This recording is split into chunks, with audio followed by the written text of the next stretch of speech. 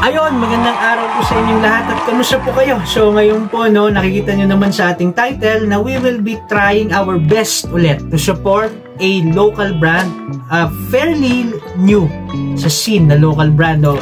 Wala na pong iba kundi Arcade Gautier. Ayan, so Arcade Gautier, this is managed and owned by Sir Brent Bendanya, no? Yung kanya pong mga nirelease, no, na-hype naman po yan sa community, alam naman po natin to. Yung kanyang mga release sa ngayon, no, may line ng clones or inspired perfumes with a twist, no, halimbawa Hachivat, tapos meron po silang mga bago atang i-release, no, like inspired sa Ventus Cologne, no. Hindi ako fan ng Creed, no, pero I would have to say na Ventus Cologne, isa po yan sa nagustuhan ko sa Creed, no. And ano pa ba, meron nata silang Imagination by Louis Vuitton. So i-check nyo na lang po, ilalagay natin yung link nila, no, sa atin somewhere here, no, sa ating description box. Ayan, so ang i-review po natin ngayon yung perfume dun sa isa pang line, no. This is the private line or private collection, and this is called, ayun, no, this is called Erotica Elixir, no. So Erotica Elixir, no, this is the 10 ml version of it, and the perfumer of this ay wala na pong iba kundi si Sir Renato Lopena, no, the Filipino Nose, no. Ni-review na po natin yung kanyang creation, no, of course Ren Atelier, no. You could check it out, no. Ilalagay din natin yung link below, and ayun, bibigay ko yung thoughts ko dito, no. So na-wear ko na siya sa labas, na-wear ko na siya sa mainit, sa malamig, no. Of course sa Baguio to, no. Pero yon, ibibigay ko yung thoughts ko. Pero before that, no, siguro gusto ko lang i-share sa inyo yung scent of the day ko, no. I usually do that, no? So my scent of the day is, ayun, from my favorite house as of the moment. This is called Jubilation 25 from the House of Amouage, no. So this is the earlier magnetic batch kasi merong mga newer na magnetic batch, no. I also have the newer one, no. So as you can see, no, doon sa baba ng emblem and the name of the house, no, andun yung Jubilation 25 as compared to this na wala, no. Wala rin sa gilid. Usually meron yan, halimbawa yung Interlude Man nasa gilid, no. And Amouage lang dito, and of course the emblem of Amouage, no. Pero ayun, para po sa mga nakita ng post ko, I tried also comparing itong dalawa kasi for me may napansin talaga akong difference, no, scent wise. And yeah, we will try to review this din in the future. So anyway, no, one of my favorite from Amouage, this is called Jubilation 25. Okay, so ayun, balik tayo sa Erotica Elixir, no. So what are the notes of Erotica Elixir, no? Yung may 100 ml version to, yung lalagay natin yung picture dito, pero I believe marami-rami na rin nakakuha nung Erotica Elixir. So yeah, very simple lang yung kanyang presentation. Anyway, the notes are top pink pepper, sweet orange oil, mandarin, tapos the middle notes are cognac, so may booze note siya, cinnamon, and iris, no. Iris, and base, vanilla, tonka, woody notes, and musk. Ayun, so ayun, kamusta ba siya sa akin? For me personally, how does it smell? So para sa akin, this starts off with this orange. Imagine an orange na sweet and warm, no? Para siyang mainit na orange, pero hindi po siya maasim, no. Hindi po siya tangy, no. And again, no, ganun, so warm, sweet, pero hindi maasim. And with that orange smell comes this powdery na rose, no. Yun lang yung naamoy ko sa top, no. Orange and powdery rose, no, na walang asim. Kung may asim man, sobrang konti lang. And after some time, yung powdery niya nasusustain, no. Halimbawa, parang after 40 minutes or 40 minutes to 1 hour, parang ganun, no? Yung powdery smell niya nasusustain, pero during this time mas nagkakaroon siya ng character. What do I mean? Mas nagiging earthy yun. Parang paano ba? Powdery rose, pero may earthy facets na siya, no? And I believe most probably this is the iris, no? So para sa akin, ang galing lang ng transition, napaka-smooth para sa akin, no? And yung powdery rose and earthy smell na yon, it becomes prominent, no? Napaka-prominent niya. Siguro most of the time sa life ng fragrance. So, powdery rose and that earthy smell, pero sprinkled siya with cinnamon. Parang ganun, no? And may boozy aspect siya, no? May boozy aspect din siya, pero it does not go forward for me. Nung una kong na-try tong Erotica Elixir, tinatry kong hanapin yung booze note. Tinatry kong hanapin yung booze aspect niya. Sabi ko parang wala naman. Parang this is more of a rose, yun nga, cinnamon, and iris, no? Kasi yun yung mga prominent, no? Pero I do understand now, no? After more wearings of the frag, na oo nga, may boozy aspect siya. And as it dries down, it becomes creamy, no? Naka-list na note is vanilla, no? Pero I think siguro may sandalwood to it kasi para siyang vanilla na woody and para siyang nutty, parang ganun, parang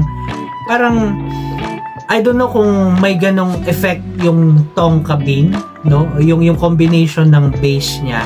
Pero para siyang heliotrope. Alam niyo po ba yung pagkagamit nung rose or yung florals and yung almond ng Pegasus, ng PDM? Parang ganun eh.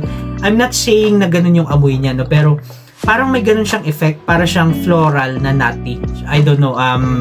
Hindi ko pa naman yun naamoy, no? I mean the aromats, no? Pero Sir Renato, please confirm yung ganong nutty na aspect niya, no? Yung floral na may nutty na aspect, and also vanillic. Para siyang heliotrope, pero it's not heliotrope. So anyway, that's just a theory.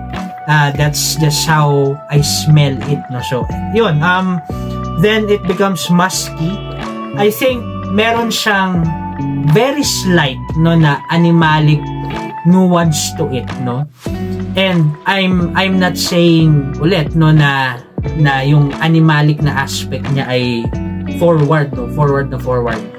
Pero lalo habang tumatagal yung fragrance, you would feel that, you would smell na parang medyo may animalic na aspect, no? So anyway, konting-konti lang naman yun.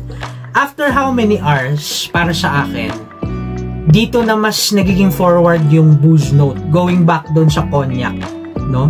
It goes konti, no? Konting-konti, it goes sa direction ng jazz club ng Maison Margiela, no? Ano ba yung booze note doon? I think yung booze note doon is rum, no? I'm not sure, no? Pero para sa akin, para siyang jazz club na hindi matamis and bawasan mong konti yung booze. So yun, basically for me, this is powdery rose and iris and musky siya, no? Musky again, the slightly animalic face to it, no? And meron siyang creamy, nutty na effect, no? A note, no? Kung ano man yun, siguro nga effect ng iris, or siguro yung effect ng combination ng base notes niya, or baka naman may heliotrope, I don't know. So yun yung naamoy ko. The use of vanilla here and musk, no? It is reminiscent for me ng ilang frags, no? Ayun, going back doon sa vanilla and musk, parang nung naaamoy ko siya, sabi ko, siguro kung gagawa ang Serge Lutens, no, ng Erotica Elixir, no, siguro ito yun, no? Parang ganon, maamoy mo yung DNA na yun, kasi may powdery aspect yung pag-use nila ng amber, ng vanilla, ng musk, no? So yeah, it is slightly reminiscent of a Serge Lutens DNA, and also it is also reminiscent somehow, konting-konti. Again, I'm not saying na kaamoy, pero maiisip mo na this is a Sir Renato Lupena signature. Kasi nung una ko tong naamoy din, sabi ko parang may konting-konting similarity siya sa Valenzuela Romance, no? Para po sa mga nakatry, I have a decant of Valenzuela Romance, and of course na-review na rin natin siya dito again, no? And yeah, magigets mo na ang may gawa nito si Sir Renato. So anyway, yun yung scent profile, no? Para sa akin, I really like it, no? Nagustuhan ko talaga siya. And versatility. When it comes to versatility, para sa akin, cloying to sa mainit, no? Kasi na-try ko siya sa mainit. Para siyang cloying. Take note, Baguio na init na yan, parang cloying siya, may aspect siyang cloying. Well, siguro yung, again, yung combination ng notes and chords, etc. And siguro mas maganda siya sa date night. Maganda siya sa formal occasions, no? Na yun, air conditioned yung area, and yun, maganda siya sa parang may ano siya, may cozy effect, no?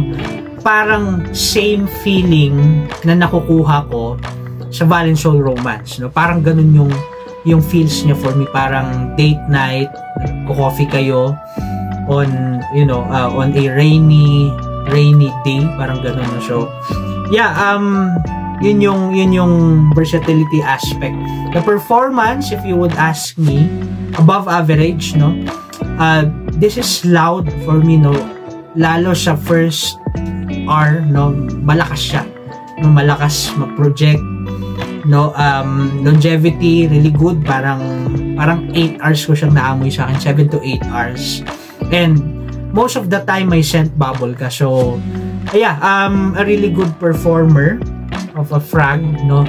And if you would ask me, okay ba siyang i-blind buy? Ako kasi yung collection ko, personally, most of these are blind bought, no? Sabi nga ni Charles, no, huwag nyo gagayahin, no? Para sa akin, hindi to yung pwede mong i-blind buy. You have to sample this first, no? Kasi this is not your entrance to the house, no? May mas entrance ka pa sa house ng Arcade, bawa yung inspiration nila ng BDC, no? Or even Hachivat, kasi within the vein of Creed Aventus yan. So if you like those perfumes, then you could check those perfumes out, no? Pero Erotica Elixir, because of its complexity, I would say na this is complex, no? Hindi siya entrance sa niche, no? If you're trying to explore local niche or own creation, no? Hindi siya katulad, halimbawa, bigyan ko po kayo example, no? This is, na-review natin to last time, this is Yossi Break, no? Ng Parfums Astro. Ito, okay lang to. If you love tobacco, no? This is an entrance to that, no? This is like Pure Havan or Naxos ng Sergioff. So pwede mo siyang i-blind buy if you like tobacco. And halimbawa itong galant, no, ng The More Grooming Co, no, i-review din natin to very soon, no. I know nagkaroon na tayo ng review, pero in passing lang yun, we will try to give this its own review, individual review. So ayun, ito parang entrance mo rin sa tobacco rum combination. Really easy to wear, no, lalo if you're into that kind of profile. So anyway, hindi po ganun si Erotica Elixir. So take note nyo yun, guys, no. May mga nakikita akong nakukuha lang ng Erotica Elixir, binibenta na, no. Isa siguro sa reason yan, hindi nila magets pa yung complexity, kasi for me this is complex, no. This is a complex frag. I like it personally, pero not for all. So yun lang, guys. Ito yung thoughts ko sa Erotica Elixir, no. kudos to Sir Renato Lopena. Of course, kudos din sa Arcad Gautier, Sir Brent Bendanya.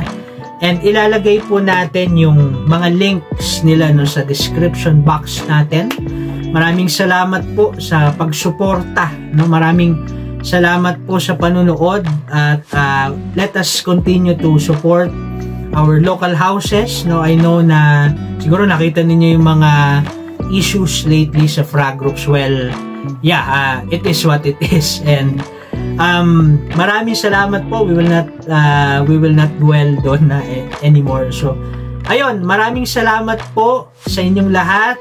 And if you find this helpful, if you find this interesting, please do consider liking, sharing, and subscribing. Maraming salamat po at ingat po kayo.